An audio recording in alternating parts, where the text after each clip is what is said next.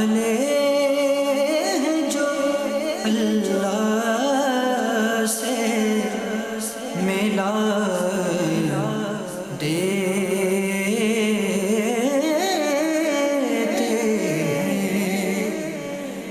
الحمد للہ رب العالمین والصلاة والسلام علی خاتم النبیین اما بعد فاعوذ باللہ من الشیطان الرجیم بسم اللہ الرحمن الرحیم الصلاة والسلام علیک یا رسول اللہ وعلی آلک واصحابک یا حبیب اللہ الصلاة والسلام علیک یا نبی اللہ وعلی آلک واصحابک یا نور اللہ۔ مدنی چینل کے ناظرین،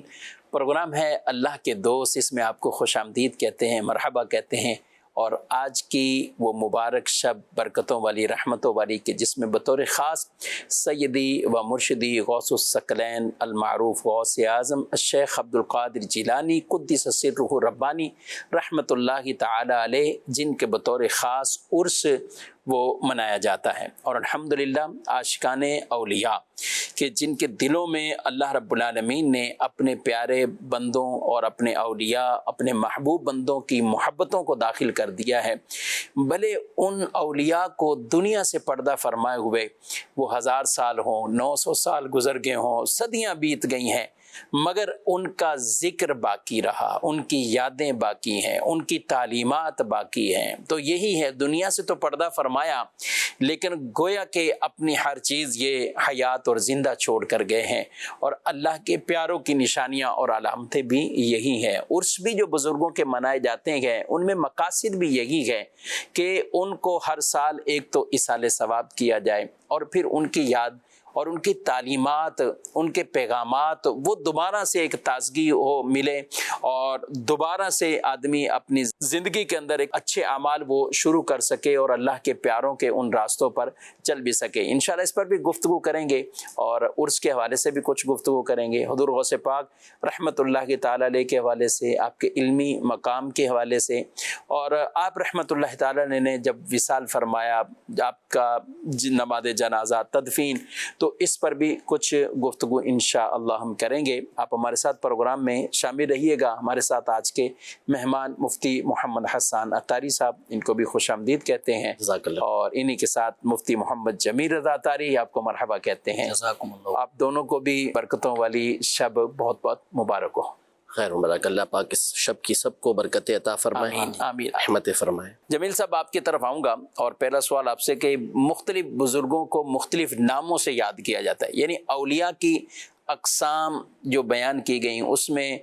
کوئی غوث کہلائے تو کوئی غوث الاغواث کہلائے، کوئی قطب ہیں تو قطب الاقطاب کہلائے، اسی طرح اوتاد ہیں، نجبہ ہیں، دیگر اور بھی کچھ اولیاء کی اقسام کو بیان کیا گیا۔ میں چاہوں گا کہ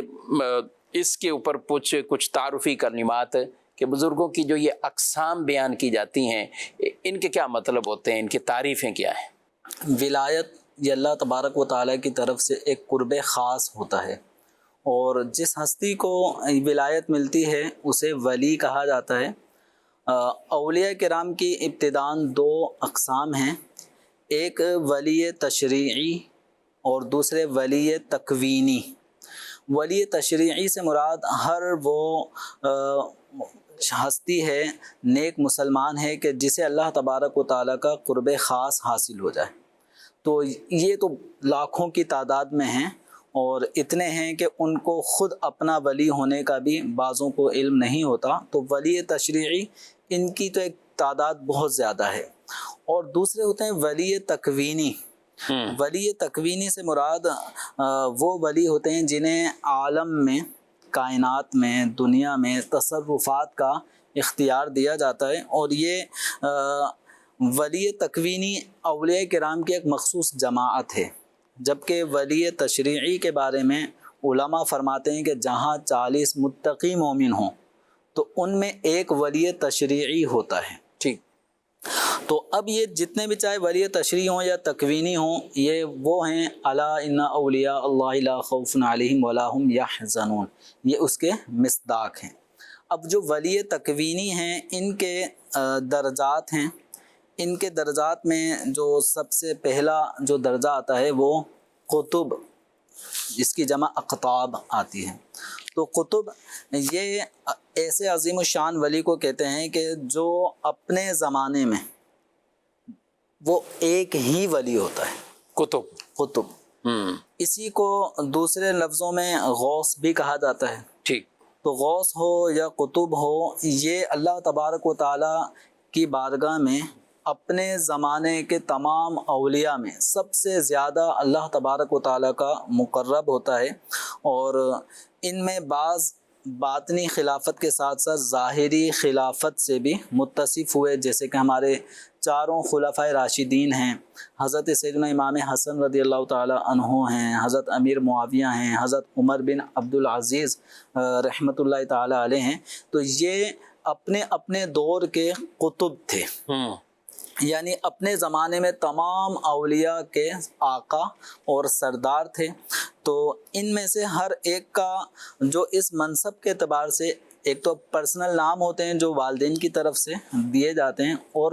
اس ولی تکوینی کی لسٹ کے اندر ان کا جو اصطلاحی نام ہوتا ہے قطب کا، وہ عبداللہ ہوتا ہے. اچھا، تو ان کے بعد دوسرے نمبر پر جو ان کے ماتحت ہوتے ہیں ان کو اصطلاح میں امام کہا جاتا ہے. امام اور امام کی جمع ائمہ. تو یہ ہر دور میں صرف دو ہوتے ہیں،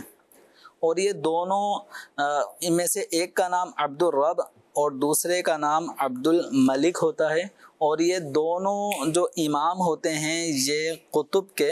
وزیر ہوتے ہیں. اور جب قطب جو اپنے زمانے کے سب سے بڑے ولی ہوتے ہیں، جب ان کا وصال ہو جاتا ہے تو ان دونوں ہستیوں میں سے پھر کسی ایک کا ان کی جگہ انتخاب کیا جاتا ہے. یعنی اب جو دو امام ہیں ان میں سے ایک پھر قطب بن جاتے ہیں. اچھا، اس کے بعد پھر آتا ہے اوتاد. اوتاد یہ ہر دور میں صرف 4 حضرات ہوتے ہیں. 4 اور ان میں سے ہر ایک کی جو ذمہ داری ہے وہ 4 سمتوں میں سے الگ الگ سمتوں میں ان کی ذمہ داری ہوتی ہے. کوئی مشرق، کوئی مغرب، کوئی شمال اور کوئی جنوب میں. اور ان میں سے ہر ایک کا الگ الگ ایک نام ہوتا ہے. تو ان میں سے ایک کا نام عبد الحی، دوسرے کا عبد العلیم، تیسرے کا عبد القادر اور چوتھے کا عبد المرید. یہ نام ان ناموں کے علاوہ ہیں کہ جو والدین اپنے اولاد کے نام رکھتے ہیں. یہ اس منصب پر آنے کے بعد پھر اللہ تبارک و تعالیٰ کے یہ جو اولیاء ہیں ان کے پھر خصوصی طور پہ نام رکھے جاتے ہیں. اور یہ جو 4 ہستیاں ہیں، یہ جو ان سے پہلے والے جو درجہ ذکر کیا امام، یہ ان کے تابع ہوتے ہیں. اور اس کے بعد پھر چوتھا درجہ آتا ہے ابدال کا. یہ ہر زمانے میں ان کی تعداد 7 ہوتی ہے. ٹھیک. یعنی کسی بھی وقت میں کوئی بھی زمانہ 7 ابدال سے خالی نہیں ہوگا. اور ان کے ذریعے اللہ تبارک و تعالیٰ 7 زمین کی حفاظت فرماتا ہے. گویا 7 زمین کی حفاظت کی ذمہ داری ان 7 ابدال کی ہوتی ہے. ان میں سے ہر ایک کے لیے ایک مخصوص زمین ہوتی ہے جہاں پر ان کی ولایت اور ان کا تصرف ہوتا ہے. اور یہ 7 ابدال بالترتیب یہ ان 7 انبیاء کرام علیہم الصلاۃ والسلام کے زیر قدم ہوتے ہیں، ان کے نقش قدم پر چل رہے ہوتے ہیں. جیسے حضرت سیدنا ابراہیم خلیل اللہ علیہ نبینا علیہ السلام، حضرت سیدنا موسیٰ کلیم اللہ، سیدنا ہارون علیہ السلام، حضرت سیدنا ادریس علیہ السلام، حضرت سیدنا یوسف علیہ السلام، حضرت سیدنا عیسیٰ روح اللہ علیہ السلام، اور حضرت سیدنا آدم صفی اللہ علیہ السلام. تو یہ 7 ابدال خاص طور پر ایسی صفات یا ان اعمال کا غلبہ، یعنی ہر ایک کے اندر کسی نہ کسی نبی علیہ الصلوۃ والسلام کی جو خصوصی صفات ہیں، ان صفات کی ایک کافی حد تک جو جھلک ہے، صفات ہیں، وہ ان کے اندر پائی جاتی ہیں. تو ان کے بعد پھر نقبا کا درجہ آتا ہے، پھر نجبا کا درجہ آتا ہے، پھر اس طرح یہ اولیاء کرام کے پھر نیچے. یہ اولیاء کرام کا یہ جو طبقہ ہے اس کو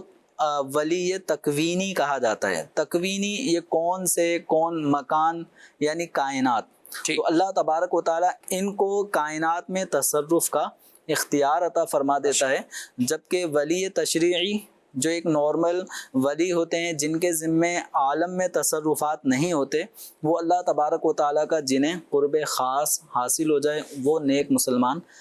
ولی تشریعی کہلاتا ہے. سبحان اللہ. ماشاءاللہ، یہ جمیل صاحب بڑی ڈیٹیل اور تفصیل سے آپ نے ان تعریفات کو بیان کیا۔ حسان صاحب، دو چیزیں، ایک تو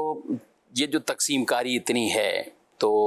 ان کی کیا وجہ ہے، اس کے پیچھے کیا ریزن ہے؟ دوسری بات ایک انہوں نے کی ہے کہ اللہ پاک انہیں عالم کے اندر تصرفات کی قدرت اور طاقت عطا فرماتا ہے، اس پر کیا فرماتے ہیں؟ بسم اللہ الرحمن الرحیم۔ دیکھیں، تقسیم کاری ہر فن والے، ہر شعبے والے اپنی خود کرتے ہیں، اور ظاہر ہے کہ وہ مرتبے مقرر کرتے ہیں، چاہے آپ کسی بھی فن کے اندر چلے جائیں۔ مثال کے طور پر سب سے مشہور ایک شعبے کو ہم لے لیتے ہیں، علم الحدیث۔ ٹھیک،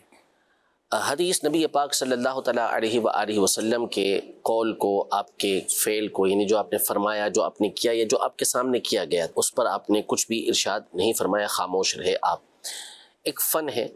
اس کی پہچان کہ کس طریقے سے نبی پاک صلی اللہ تعالیٰ علیہ وآلہ وسلم کی اس بات کو جانچا جاتا ہے کہ آپ علیہ السلام نے یہ بات ارشاد فرمائی۔ اب اصل تو نبی پاک صلی اللہ علیہ وسلم کا فرمان ہے، آپ علیہ السلام کی باتیں ہیں۔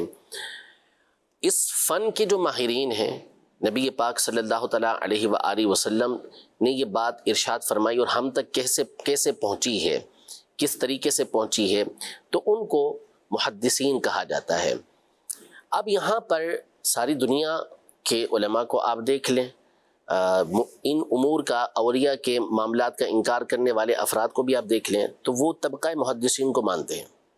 محدثین کے گروہ کو مانتے ہیں۔ ان محدثین نے اپنی افراد، ایک تو حدیثوں کی اصطلاح ہوتی ہے نا، وہ مقرر کی کہ کوئی حدیث حسن ہے، کوئی حدیث صحیح ہے، تو کوئی حدیث ضعیف ہے، تو کوئی حدیث منکر ہے، تو کوئی حدیث شاذ ہے، تو کوئی مقلوب ہے، تو کوئی مرسل ہے، تو کوئی منقطع ہے، تو کوئی مرفوع ہے، تو کوئی موقوف ہے۔ یہ الگ الگ انہوں نے ٹرم بنائی ہوئی ہیں اور اس کی تعریفات انہوں نے کتابوں کے اندر ذکر کی ہیں۔ اسی طرح انہوں نے افراد کی کیٹیگریز بنائی ہوئی ہیں۔ مثال کے طور پر ایک ان کے نزدیک کیٹیگری ہوتی ہے حدیث کے ماہر کی، اس کو کہتے ہیں راوی، ایک کو کہتے ہیں محدث، ایک کو کہتے ہیں یہ حافظ، کسی کو کہتے ہیں یہ مسند، کسی کو کہتے ہیں مفید، کسی کو کہتے ہیں امیر المومنین فی الحدیث۔ اور یہ بڑی تعداد ہے اس حوالے سے کہ جن کے یہ القابات ذکر کیے گئے ہیں۔ اب کوئی پوچھے جناب کہ یہ تقسیم کاری قرآن میں کہاں ہے، حدیث میں کہاں ہے، صحابہ سے یہ تقسیم کاری کہاں ثابت ہے؟ کچھ بھی نہیں ثابت۔ باوجود اس تقسیم کو نہ صرف قبول کیا جاتا ہے بلکہ اپنے جو فکر کے لوگ ہوتے ہیں، اپنے ذہن کے لوگ ہوتے ہیں، یا اپنے نظریات کے افراد ہوتے ہیں، ان کو یہ ٹائٹل دینے میں فخر محسوس کرتے ہیں۔ کسی کو حافظ الحدیث کہنے میں بڑا فخر ہوگا اور کہیں گے کہ یہ محدث ہے، اور اس طرح کے اور الفاظ اس کے لیے استعمال کریں گے۔ تو اب ان سے پوچھا جائے کہ جناب والا یہ کون سی ٹرم ہے کہ جو قرآن و سنت سے ثابت ہو؟ زیادہ سے زیادہ آپ استدلال کریں گے، بحث کریں گے، گفتگو کریں گے، لیکن صاف الفاظ میں آپ یہ چیز نہیں دکھا سکیں گے۔ اسی طرح آپ علم الفقہ کے اندر آ جائیں تو وہاں فقہا کے طبقات مقرر ہیں، کوئی مجتہد جو ہے مطلق ہے، کوئی مجتہد فی المذہب ہے، تو کوئی مجتہد فی المسائل ہے، تو کوئی اصحاب تمیز کہلاتا ہے، تو کوئی اصحاب تخریج کہلاتا ہے۔ اس طرح الگ الگ کیٹیگریز بنی ہوئی ہیں اس کے اندر، اور طریقے سے اس کی تقسیم کاری کی گئی ہے۔ مفسرین میں آ جائیں تو وہاں پر طبقات بنے ہوئے ہیں، طبقات المفسرین پورے ہوتے ہیں، ان کے الگ الگ نام ہوتے ہیں، تو کسی پر کوئی اعتراض نہیں۔ لیکن جب گروہ صوفیہ کی بات آتی ہے، ان اولیاء کی بات آتی ہے کہ جنہوں نے حدیث پاک کی وہ تشریحات کی ہیں کہ جن کے ذریعے سے باطن سنورتا ہے۔ ایک حدیث مبارکہ کوئی بھی آئے گی، اس کی ڈیٹیل ایک عام محدث بیان کرتے ہیں کہ اس کا یہ معنی بنے گا، اسی ڈیٹیل کو، اسی حدیث کو سامنے رکھ کر یہی صوفیہ کرام باطن کی صفائی کا اہتمام کرتے ہیں کہ حسد کے بارے میں آیا تو اب وہ اس پر ڈیٹیل سے گفتگو کریں گے کہ حسد سے بچنا جو اس حدیث پاک میں مقصود ہے کہ حسد سے بچا جائے، تو اس کے بچنے کے طریقہ کار کیا کیا ہوں گے، کیا کیا صورتیں بنتی ہیں جو حسد کہلاتی ہیں، کیا کیا چیزیں ہیں کہ جو غیبت کہلاتی ہیں، ان غیبتوں سے بچنے کا طریقہ کار کیا ہے، ان کے علاج کیا ہیں، ان کی نشانیاں کیا ہیں، یہ ساری باتیں یہ اولیاء صوفیہ بیان کرتے ہیں۔ تو اب یہ بھی تو حدیث کی تشریحات ہے، حدیث کی خدمت ہے، اس کو تسلیم کرنے سے بہت سے لوگ انکار کر دیتے ہیں، اور یہ سیدھا تحکم اور ایک اپنی طرف سے اپنا آرڈر چلانے والی بات ہے، ورنہ حقیقتاً اس کا انصاف سے کوئی تعلق نہیں ہے۔ تو اب یہ جو اولیاء کی قسمیں بیان کی گئیں، اس میں سے بعض تو وہ ہیں کہ جن کا ثبوت حدیثوں سے موجود ہے، جیسے ابدال کا معاملہ ہے، تو ابدال کے اوپر تو حدیثیں موجود ہیں، اور کئی حدیثیں وہ ہیں کہ جو صحیح درجے پر پہنچی ہوئی ہیں۔ علماء نے، جن میں علامہ سیوطی رحمۃ اللہ تعالی جیسی ہستی بھی موجود ہے، اور افراد ہیں کہ جنہوں نے مستقل رسالے لکھے ہیں، الخبر الدال فی وجود القطبی والابدال، یہ اس نام سے ایک نہیں کئی رسالے موجود ہیں جن میں ان اولیاء کے جو القابات آئے ہیں ان میں کئیوں کا ثبوت احادیث سے، آثار صحابہ سے یہ بیان کیا گیا ہے۔ تو اب ظاہر ہے کہ یہ جو صوفیاء کرام ہوتے ہیں، یہ جو اولیاء کرام ہوتے ہیں، ان کی اپنی ایک فیلڈ ہے، اس میں یہ محنت کرتے ہیں، اور ان کا مقصد بھی جو نبی پاک صلی اللہ تعالیٰ علیہ وآلہ وسلم جس مقصد کے لیے آئے تھے کہ یعلمہم الکتاب والحکمت ویزکیہم، دل کا تزکیہ کرنا، صاف ستھرا کرنا، تو یہ صوفیاء کرام، یہ اولیاء کرام جو ہے دل کو ستھرا کرتے ہیں، اور وہ کرتے نبی پاک صلی اللہ تعالیٰ علیہ وسلم کی احادیث کی روشنی میں۔ اب جیسے جیسے ان کی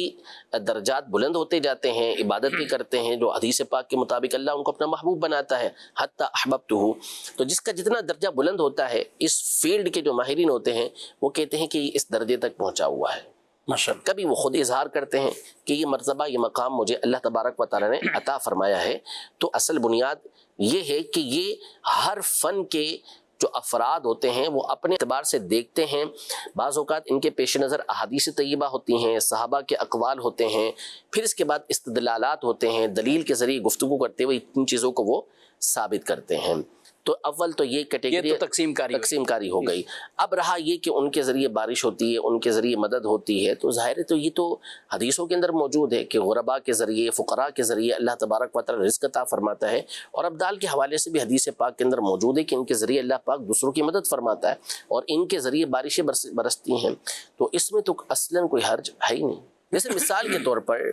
نبی پاک صلی اللہ تعالیٰ علیہ وسلم کی ایک مشہور حدیث پاک ہے، اور عند تحقیق اس کی کئی سندیں موجود ہیں، اور یہ حسن درجے پر پہنچتی ہے کہ نبی رحمت صلی اللہ تعالیٰ علیہ وسلم نے فرمایا کہ اطلب الحوائج عند حسان الوجوہ، کہ جو خوبصورت چہرے والے ہیں ان سے اپنی حاجتوں کو طلب کرو، یعنی جن کے چہرے اللہ تبارک و تعالیٰ کی عبادت سے پر نور ہو چکے ہوں، تو ان اولیاء سے مدد طلب کرنے کا حکم ارشاد فرمایا۔ اور خود نبی پاک صلی اللہ علیہ وسلم کی مشہور ایک حدیث پاک ہے جو حضرت سیدنا عبداللہ ابن عباس اور دیگر صحابہ کرام علیہم رضوان سے مروی ہے، اور اس پر بھی علماء کی تحقیق یہی ہے کہ یہ حدیث مبارکہ حسن اور بعض کے مطابق صحیح درجے کی ہے، جس میں نبی پاک صلی اللہ علیہ وسلم نے یہ ارشاد فرمایا کہ جب تم کسی ایسی جگہ پر ہو کہ جہاں تمہارا کوئی مددگار نہیں ہے، تمہیں مدد کی حاجت ہے، تو کہو یا عباد اللہ اعینونی، اور 3 دفعہ یہ کہنے کا حکم ارشاد فرمایا، اور بعض میں ہے کہ اغیثونی، میری مدد کرو، میری مدد کرو۔ تو اس کی تشریح کرتے ہوئے علماء نے یہ ارشاد فرمایا کہ ان للہ عبادن، اللہ کے کچھ بندے، کچھ رجال ایسے ہوتے ہیں کہ جو اس وقت ان کی مدد کرتے ہیں، کوئی بھی نہیں ہے وہاں پر موجود، کوئی نہیں ہے، کیونکہ ایسی جگہ پر ہے نا جب کوئی مونس و غمخوار نہیں ہے، اس مقام پہ فرمایا جا رہا ہے کہ اے اللہ کے بندوں میری مدد کرو، تو فرمایا کہ اس کی مدد کی جاتی ہے۔ نبی پاک صلی اللہ علیہ وسلم خود اس بات کی تعلیم دے رہے ہیں، تو وہ کون افراد ہیں؟ پھر اس کے اوپر علماء قرآن و سنت سے استدلال کر کے وہ بتاتے ہیں کہ جیسے فالمدبرات امرا، سورہ والنازعات میں فرمایا 5ویں آیت کے اندر کہ کائنات کی تدبیر کرنے والوں کی قسم، یعنی ان جانوں کی قسم کہ جو کائنات کی کام بناتی ہیں، اور اس سے مراد علماء نے فرشتے لیے ہیں کہ اللہ پاک نے فرشتوں کے ذمہ مختلف کام دیے ہوئے ہیں کہ وہ بارشیں برسائیں گے، وہ لوگوں تک رزق پہنچائیں گے، کوئی روح پھونکنے پر مقرر ہے تو کوئی روح نکالنے پر مقرر ہے، مختلف ان کی ڈیوٹیاں لگی ہوئی ہیں، اور سب کچھ اللہ پاک کے حکم سے ہوتا ہے، اسی کے اذن سے ہوتا ہے، یہ سارے اللہ تبارک و تعالیٰ کی طرف سے مقرر ہیں۔ تو اس پر علماء نے ڈیٹیل کے ساتھ گفتگو کی ہے، اور یہ میں ان لوگوں کے لیے خاص طور پہ بیان کر رہا ہوں کہ جو اہل علم کے ساتھ مربوط ہیں، اور جو اہل علم کی بات ماننے والے ہیں، جن کو نہیں ماننا انہوں نے تو نہیں ماننا۔ تو شاہ عبدالعزیز محدث دہلوی رحمۃ اللہ تعالی علیہ ایک معروف ہستی ہیں، پاک و ہند کے ایک معتمد بزرگ گزرے ہیں، انہوں نے تفسیر عزیزی کے اندر اس آیت کی تفسیر میں لکھا ہے، اور انہوں نے بھی لکھا ہے اس حوالے سے کہ جب اللہ کے نیک بندے اس دنیا سے رخصت ہوتے ہیں تو ان کی روحیں ان فرشتوں کے ساتھ مل جاتی ہیں اور لوگوں کے کام بناتی ہیں۔ تو یہ نیک لوگ ہوتے ہیں جو لوگوں کے کام بنا رہے ہوتے ہیں، اور صحابہ کرام علیہم رضوان کا نبی پاک صلی اللہ تعالیٰ علیہ وسلم کے وصال ظاہری کے بعد آپ کے مزار پر حاضر ہونا اور آپ سے استغاثہ کرنا، مدد طلب کرنا، یہ اس بات کی بین دلیل ہے کہ نبی رحمت صلی اللہ علیہ وسلم دنیا سے پردہ فرمایا، اس کے بعد بھی لوگوں کے کام بنا رہے ہیں، اور نبی پاک صلی اللہ علیہ وسلم کے صدقے میں ہی، آپ کے طفیل ہی، آپ کی امت کے نیک افراد کو بھی یہ قوت و قدرت دی جاتی ہے۔ ماشاءاللہ ماشاءاللہ، یہ ہوئی تو اولیاء صالحین کی، اور یہ جو اقسام بھی ہوئی اس کی ڈیٹیل اور تفصیل بھی ہوئی۔ آج بطور خاص جو ذکر ہوتا ہے وہ حضور سیدنا غوث اعظم رحمۃ اللہ تعالی علیہ۔ آپ کو غوث اعظم کہا جاتا ہے، غوث کا مطلب تو مدد ہی ہے، اور کچھ لوگ اس پر بھی اعتراض کرتے ہیں کہ غوث اعظم کی ذات تو اللہ کی ذات ہے، تو آپ کو کس وجہ سے غوث اعظم کہا جاتا ہے؟ بہرحال جو گفتگو ہے وہ ہونی تو غوث پاک رحمۃ اللہ تعالی کے فضائل پر ہی ہونی چاہیے۔ اب اصل میں ہمارا معاشرہ بھی اس طرف چلا گیا ہے کہ اعتراضات اتنے کرتے ہیں لوگ کہ انہیں ان کے جوابات ہمیں دینا ہوتے ہیں، اور یہ جوابات ملنے سے ہی الحمدللہ جو دلوں میں اولیاء کی عقیدت رکھتے ہیں بڑھتی ان کو ہے، مزید بڑھتی ہے، تقویت حاصل ہوتی ہے۔ لیکن ڈر خوف کے بغیر، کسی کے اعتراض سے گھبرائے بغیر آپ علماء پر اعتماد رکھیں اور کھل کے غوث پاک رحمۃ اللہ تعالی کی مدحت بیان کیا کریں، اعتماد رکھا کریں۔ بحمد اللہ تعالی ہمارے علماء اہل سنت موجود ہیں جو ان تمام باتوں کے جواب دینے کے لیے تیار رہتے ہیں، اس میں کوئی پرابلم نہیں ہے۔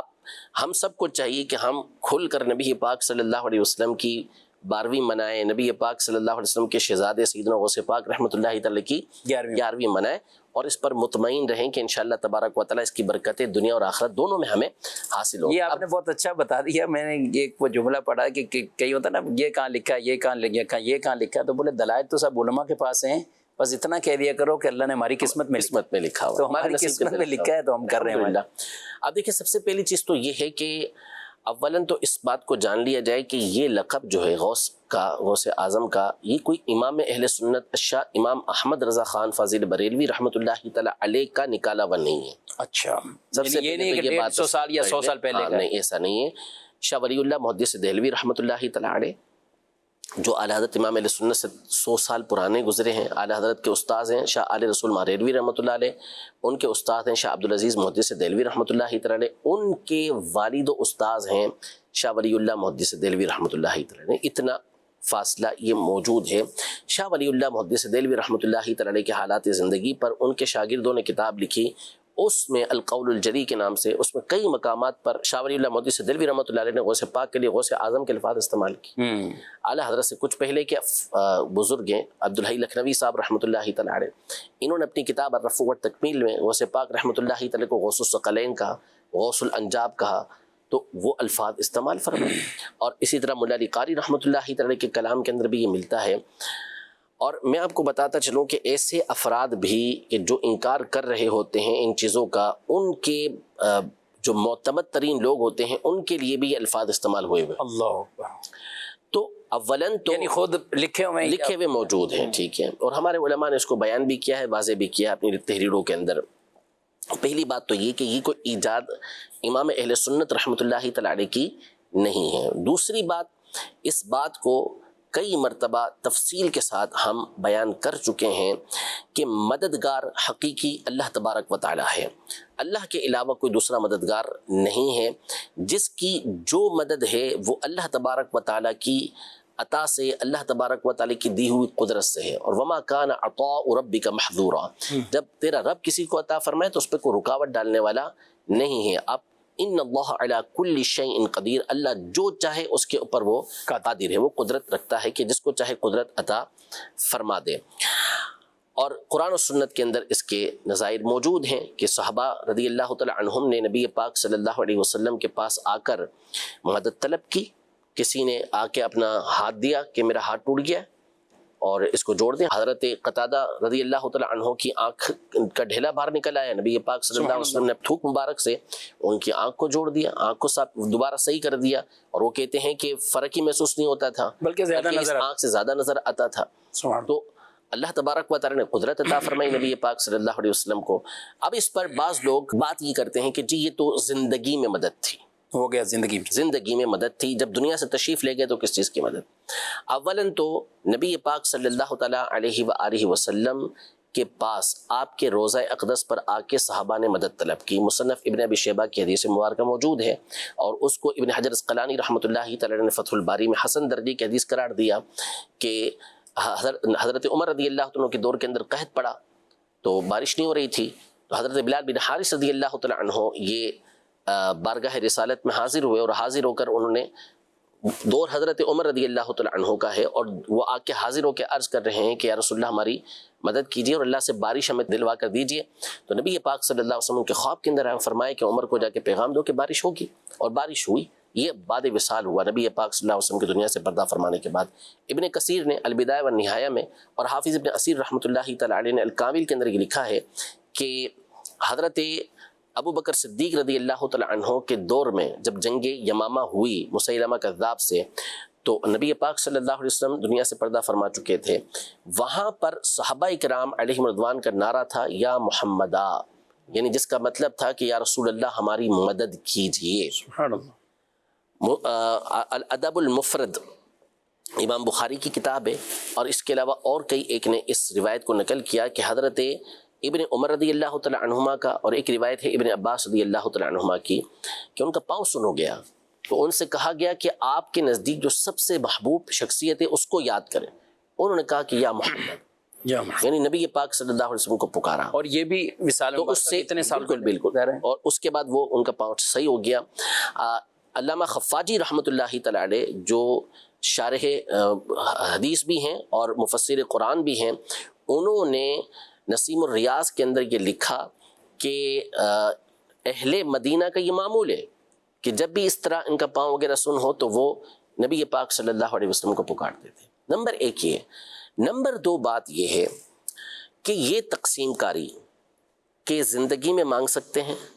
زندگی کے بعد نہیں مانگ سکتے، انتقال کے بعد نہیں مانگ سکتے، قریب والے سے مانگ سکتے ہیں، دور والے سے نہیں مانگ سکتے، ایسی مدد مانگ سکتے ہیں کہ جو عام طور پہ کی جاتی ہے، ایسی مدد نہیں مانگ سکتے کہ جو عام طور پہ نہیں کی جاتی۔ ایک آیت، صرف ایک آیت قرآن پاک میں دکھا دیں جس میں صاف طور پر یہ تقسیم کاری لکھی ہوئی ہو،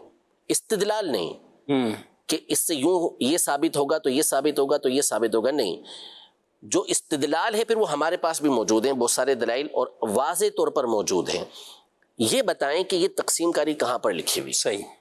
تو پورے قرآن کی کوئی آیت نہیں ملے گی، ایسی ملے گی بھی نہیں۔ ملے گی نہیں۔ یہ جو فرمایا کہ ایاک نعبد و ایاک نستعین، ہم تیری ہی عبادت کریں اور تجھ ہی سے مدد چاہیں،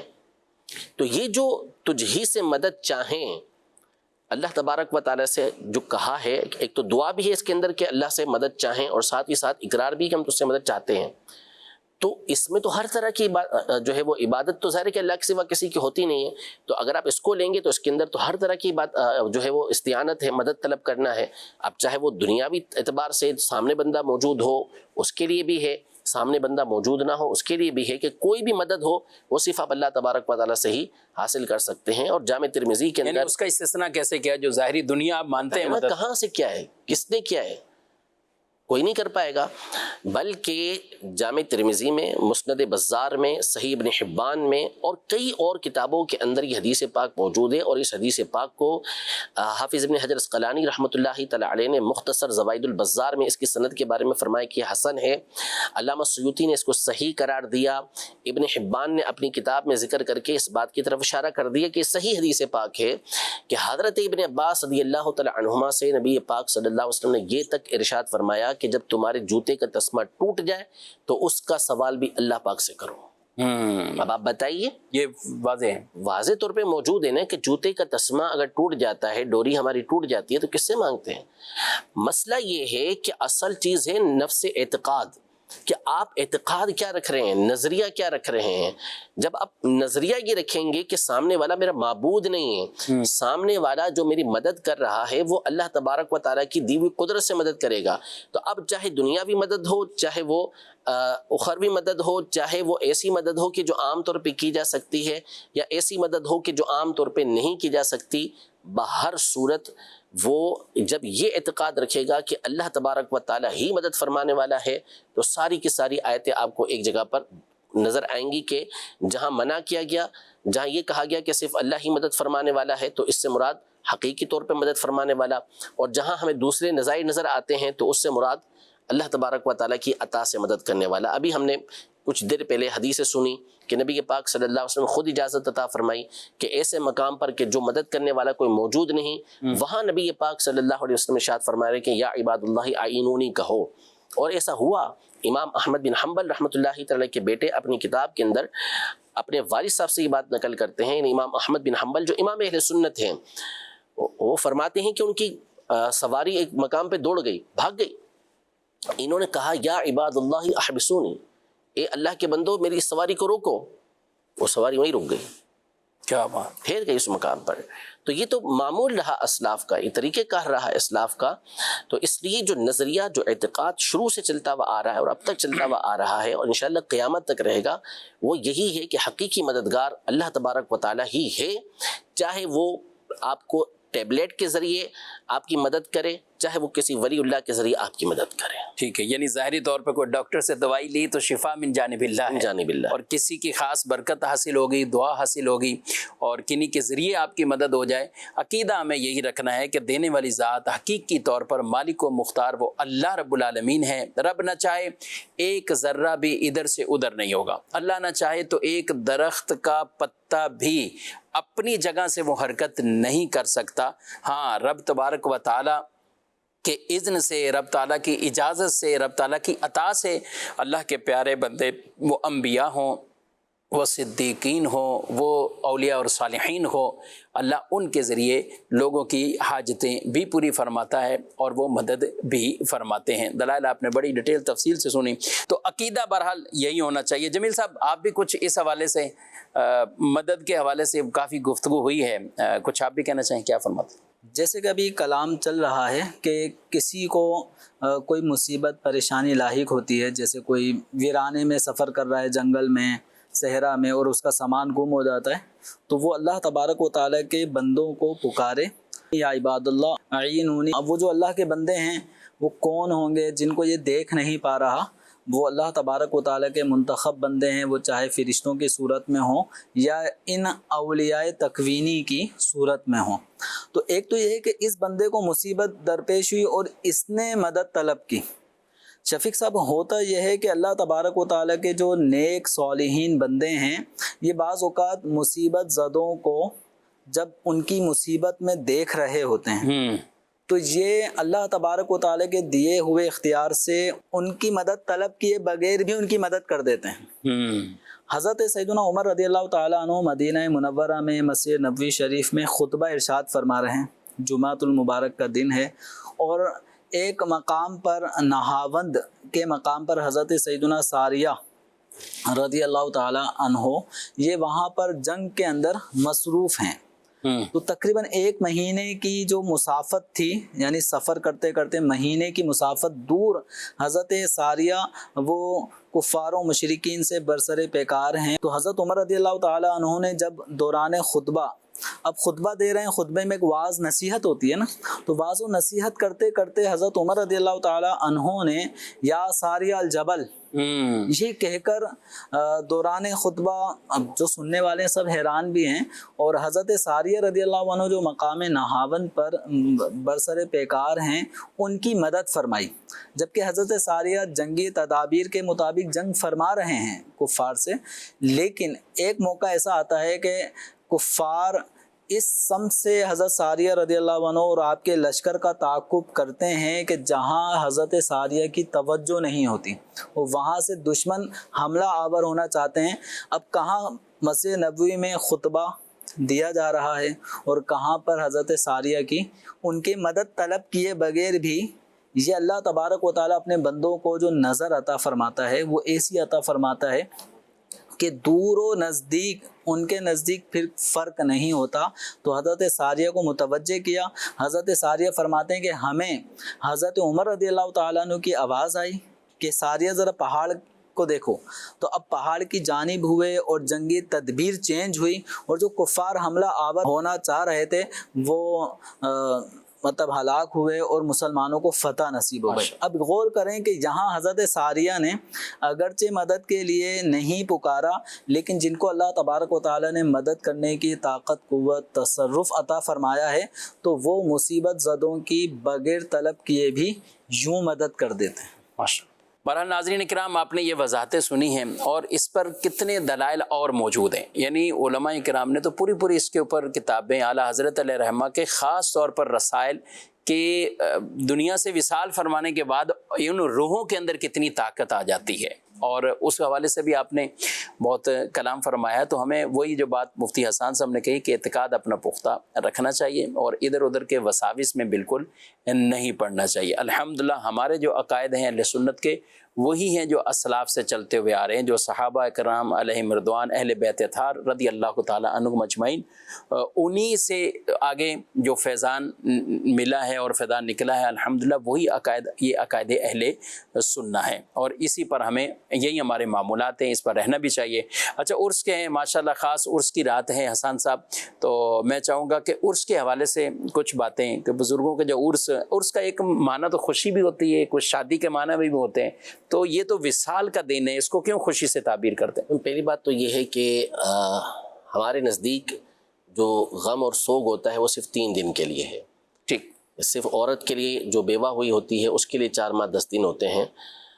تو اب جو سوگ ہے وہ تو ہے ہی 3 دن کا، اور یہ حدیث میں بھی یہی ہے، بالکل یہی ہے، حکم ہی ہے، شرع کا حکم واضح طور پہ موجود ہے۔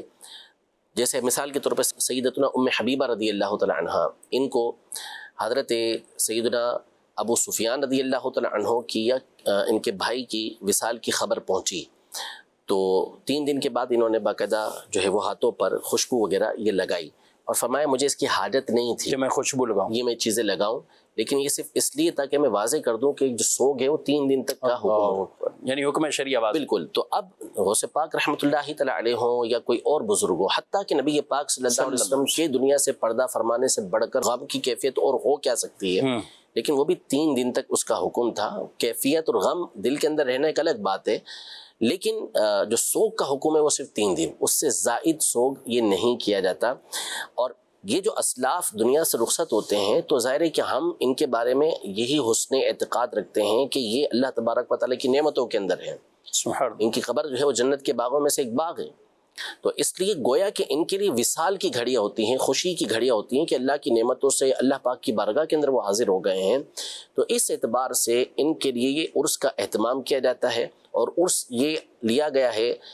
جو حدیث مبارکہ ہے کہ جب بندہ جو ہے وہ قبر کے اندر پہنچتا ہے، اس سوال کے جوابات دے دیتا ہے تو کہا جاتا ہے نم کنومت العروس، سبحان اللہ۔ ایسے سو جا جیسا کہ دلہا یا دلہن سوتی ہے۔ عروس دونوں معنی میں ہوتا ہے، دلہا دلہن دونوں کے لیے استعمال ہوتا ہے عربی زبان کے اندر،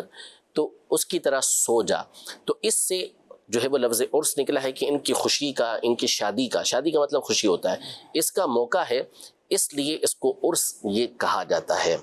اور یہ ہمارا طریقہ کار ہے کہ جب وصال کی تاریخ ہوتی ہے تو خاص ان کا ذکر خیر کرتے ہیں، اور اس میں ہم جو ہے وہ ان کے لیے ایصال ثواب کا اہتمام کرتے ہیں اور ان کی تعلیمات کو لوگوں کے درمیان عام کرتے ہیں۔ کتنے خوش نصیب ہیں کہ جو شیخ عبد القادر جیلانی غوث اعظم رحمۃ اللہ تعالی علیہ، ان کے مزارات پر بھی حاضر ہوتے ہیں اور وہاں پہ بھی جا کر ماشاءاللہ وہ اپنی عقیدتوں کا اظہار کرتے ہیں۔ اور ناظرین کرام، اب تو کیمرے کا دور ہے، آپ انٹرنیٹ پہ دیکھیں، ویڈیوز میں دیکھیں، ایسا نہیں ہے کہ وہاں پاک و ہند سے گئے ہوئے ہیں، ایسا نہیں کہ وہاں صرف بریلوی حضرات ہی وہاں پہنچے ہوئے ہیں، کیونکہ بعض اوقات ان ساری چیزوں کو امام احمد رضا خان رحمۃ اللہ تعالی علیہ آپ کے دور اور ان کی تعلیم سے جوڑ دیا جاتا ہے۔ حالانکہ یہ عرس مبارک ہوں یا بالخصوص 11ویں شریف ہو، تو یہ کوئی آج سے یا 100 سال پہلے یا 150 سال پہلے تو نہیں سلسلہ شروع ہوا۔ آپ کا مزار پر انوار عراق میں ہے، بغداد میں ہے، تو اب بغداد شریف کے اندر جو مزار بنایا ہے تو وہ کیا بریلویوں نے جا کے بنایا ہے؟ ایسا نہیں ہے، بلکہ اس وقت کے بھی اس شاک نے اور اسلاف سے یہ چلتا ہوا سلسلہ ہے۔ اور دنیا بھر کے مزارات آپ دیکھیں، صحابہ کرام علیہ مردوان کے مزارات کو دیکھیں تو وہ الحمدللہ موجود ہیں اور لوگ ان سے فیض حاصل کر رہے ہیں۔ آپ بھی اپنے گھر پر بھی رہتے ہوئے اور آپ بھی ایصال ثواب کیجئے، ضرور اہتمام کیا کریں۔ اور کئی لوگ ایسے ہیں کہ ماشاءاللہ جو ہر مہینے 11ویں کا اہتمام کرتے ہیں، گھر پہ کچھ تھوڑا سا ایکسٹرا کچھ اور منگوا لیں، جو بچوں کو پسند ہو، کچھ اس طرح کی چیز منگوا لی، گھر پہ آپ نیاز کا اہتمام کریں گے تو انشاءاللہ بچوں کے دلوں میں بھی یہ بچپن سے ہی اولیاء کی محبت یہ داخل ہو جائے گی، اور انشاءاللہ اولیاء کرام رحمہم اللہ کو وہ یاد بھی رکھیں گے۔ جمیل صاحب، ہم بھی اپنے بچپن کی بھی بات کریں، بالکل چھوٹے چھوٹے، تو مساجد میں یہ انتظامات تو آپ نے بھی دیکھے ہوں گے کہ بالکل کوئی یاد پڑ رہی، کوئی شیرنی، کوئی جلیبی یا کوئی اس طرح کی شروع سے ہی کھانے کی؟ بالکل اپنے جو بچپن میں جو ہوش کا زمانہ ہے اس سے ہم دیکھ رہے ہیں کہ ہمارے گھر کے قریب جو ہم اہل سنت و جماعت کی مسجد تھی، باقاعدہ 11ویں شریف کا وہاں اہتمام ہوا کرتا تھا، اور بچپن میں نعت شریف بھی ان محافل میں پڑھنے کی سعادت حاصل ہوتی تھی۔ تو الحمدللہ یہ اہل سنت و جماعت میں بزرگوں کے عرس مبارک منانے کا جو سلسلہ چلتا ہے، اس کے ذریعے سے بزرگان دین کی سیرت سے بھی عوام روشناس ہوتی ہے، اور بزرگان دین کے ذریعے سے جو رشد و ہدایت امت کو پہنچتی ہے تو ان کی سیرت سن کر، ان کے اعمال کردار کو سن کر ایک تقوی پرہیزگاری اختیار کرنے کا ذہن بنتا ہے۔ تو آراس بزرگان دین محض اس بات کا نام نہیں ہوتا کہ ہم سب جمع ہوئے اور جمع ہونے کے بعد کھانا پینا کیا اور سب بس یہ جا وہ جا، بلکہ آراس بزرگان دین میں اولیاء کرام کی سیرت، ان کے کردار، ان کے انداز زندگی، انہوں نے اللہ تبارک و تعالیٰ کو کس طرح سے راضی کیا ہے، اور ان کی جو زندگی ہے جس میں ان کے نوافل کا اہتمام، ان کے روزوں کا اہتمام، انہوں نے کس طرح خلق خدا کی رشد و ہدایت کا سامان کیا اور ان کی امداد کرتے رہے، ظاہری باطنی ان کے ساتھ معاملات اصلاح کے کیسے کرتے رہے۔ تو یہ آراس بزرگان دین میں جب بندہ شرکت کرتا ہے تو اس کو یہ ساری برکات حاصل ہوتی ہیں۔ تو الحمدللہ جیسے 11ویں شریف کے 11 دن تک الحمدللہ جو مدنی مذاکروں کا یہ سلسلہ جو چلتا آ رہا ہے، اور آج بھی بڑی رات ہے، اور تو بڑی رات اہتمام سے ہوگا۔ یہ سارے اگر ایک ایک مدنی مذاکرہ کسی بھی دن کا اگر ہم دیکھیں گے تو یہ گویا غوث اعظم رضی اللہ تعالیٰ عنہ کا جو یوم وصال 11 ربیع الآخر اور 561 ہجری، یہ آپ کا یوم وصال ہے۔ تو اب صرف اسی دن نہیں، الحمدللہ امیر اہل سنت دامت برکاتہم العالیہ کئی سالوں سے 11 دن تک مدنی مذاکروں کا جو اہتمام کرتے ہیں، یہ بھی ایک قسم کا عرس غوث اعظم رضی اللہ تعالیٰ عنہ کی صورت ہے کہ اس میں روزانہ کی بنیاد پر سیرت غوث اعظم رضی اللہ تعالیٰ عنہ کے کئی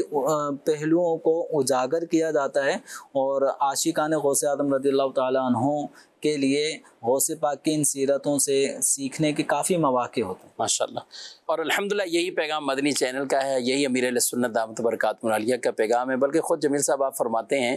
بلکہ لوگوں کو کہتے ہیں کہ آپ گھر تبدیل کرتے ہیں نا، لوگ کوئی 4 پیسے آئے تو فلیٹ سے نکل کے گھر کی طرف، اچھا عام علاقے سے نکل کر کسی سوسائٹی کی طرف، تو فرماتے ہیں بالکل کریں، جہاں بھی جانا ہے جائیں، لیکن پہلے دیکھ لیں کہ وہاں آپ کے ایسی مسجد موجود ہے کہ جہاں سے آپ کو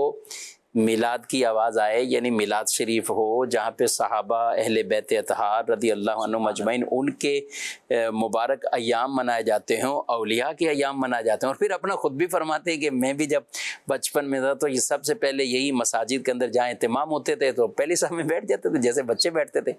اور الحمدللہ وہ ایک دلوں میں جو چیز راسخ ہو جاتی بچپن سے تو وہ پھر رہتی ہے۔ ہمیں یہی پیغام اپنے بچوں کے دلوں میں بھی اتارنا ہے۔ اللہ پاک شیخ عبد القادر جیلانی قدس سرہ ربانی کا خاص فیضان ہم سب کو بھی عطا فرمائے، اور ان کی مبارک سیرت پر ہم سب کو عمل پیرا ہونے کی توفیق عطا فرمائے، آمین بجاہ النبی الامین صلی اللہ علیہ وسلم۔ لالے جو اللہ سے ملا دے